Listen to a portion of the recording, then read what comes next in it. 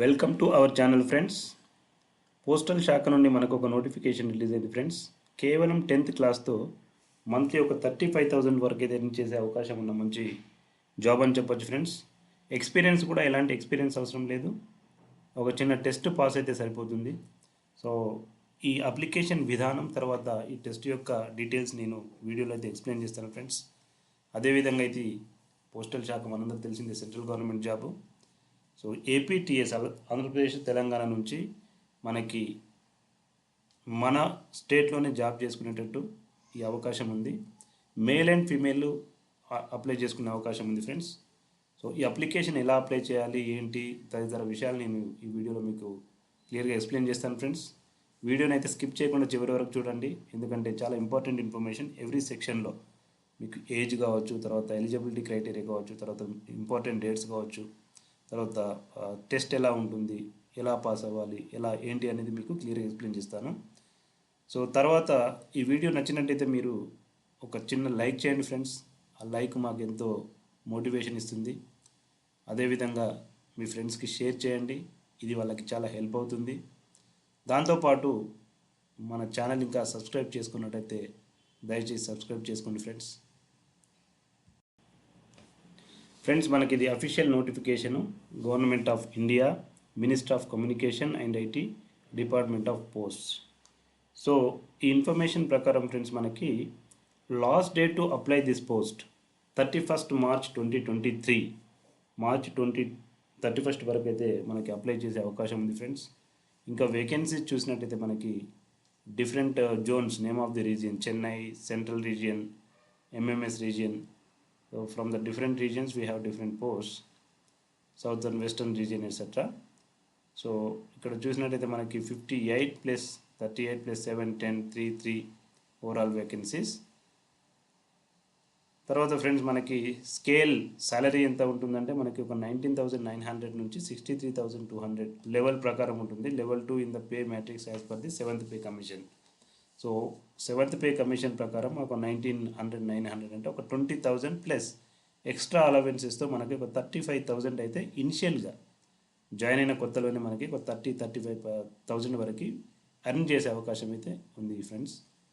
So అదేవిధంగా మనకి eligibility criteria ఏంటంటే ఏజ్ లిమిట్ వచ్చేసి మనకి 18 to 27 years. రిలాక్సేషన్ ఎలాగ ఉండనే ఉంటుంది SC ST OBC.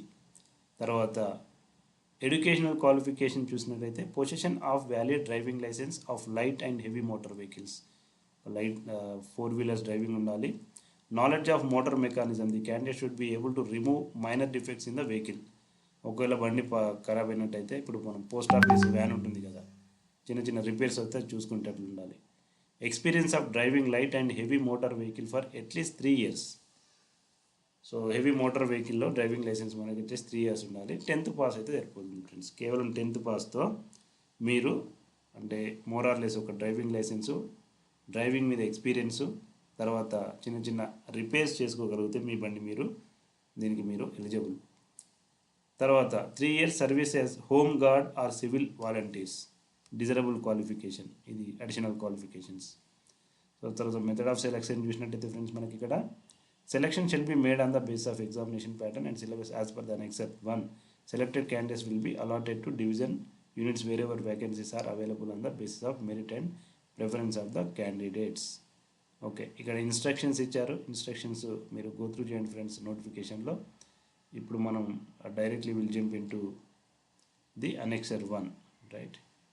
So annexure 1లో ఏమి ఇచ్చారంటే ఫ్రెండ్స్, ఇక్కడ చూసినట్టయితే మనకి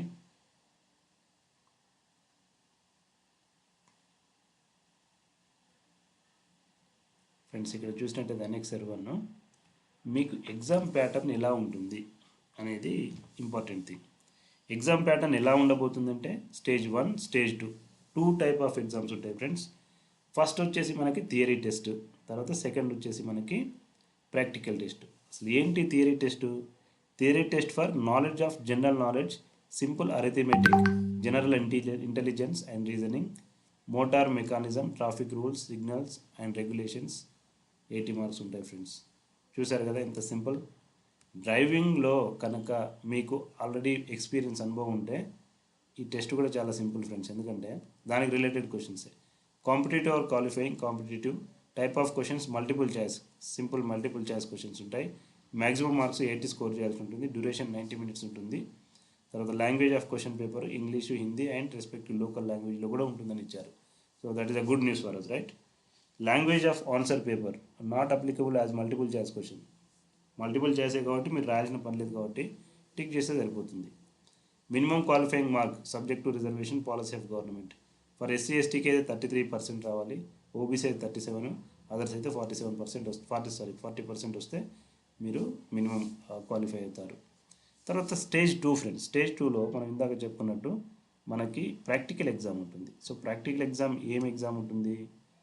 competitive. So type of questions practical, maximum marks 10 ఉంటాయి, duration 20 minutes, language of question paper not applicable marks. Okay.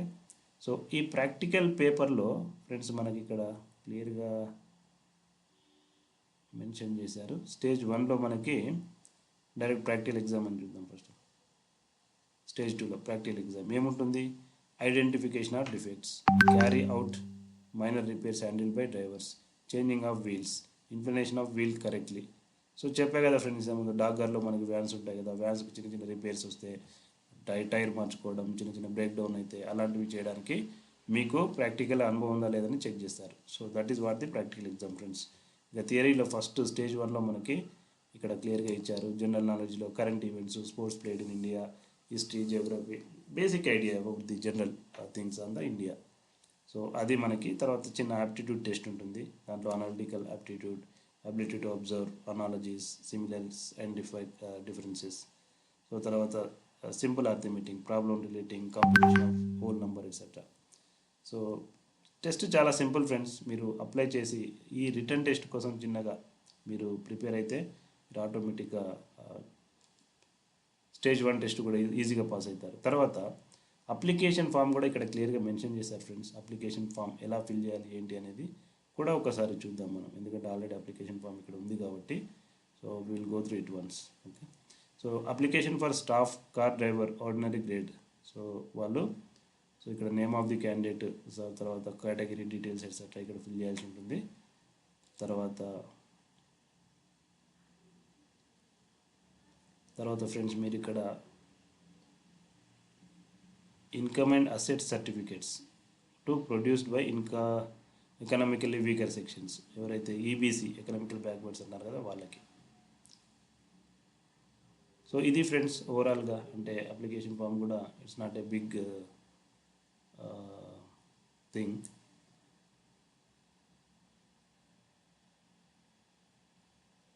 Okay.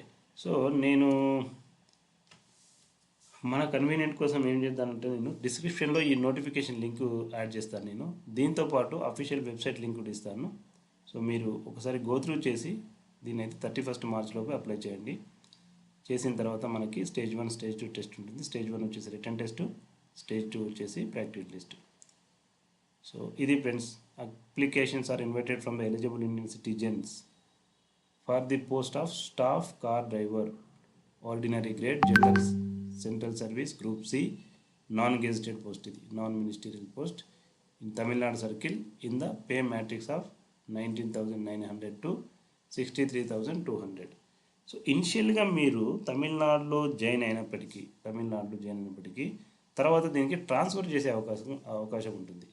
So transfer చేసుకున్నప్పుడు మన స్టేట్లోకి మళ్ళీ మీరు తిరిగి ట్రాన్స్ఫర్ అయ్యావు, ఎందుకంటే సెంట్రల్ గవర్నమెంట్ జాబ్ కాబట్టి పోస్ట్ ఆఫీసులు మనకి ఆల్మోస్ట్ ఎవ్రీ రీజియన్లో ఉన్నాయి కాబట్టి ట్రాన్స్ఫర్ చేసుకునే అవకాశం మీకు ఉంటుంది. Thank you friends, thanks for watching this video.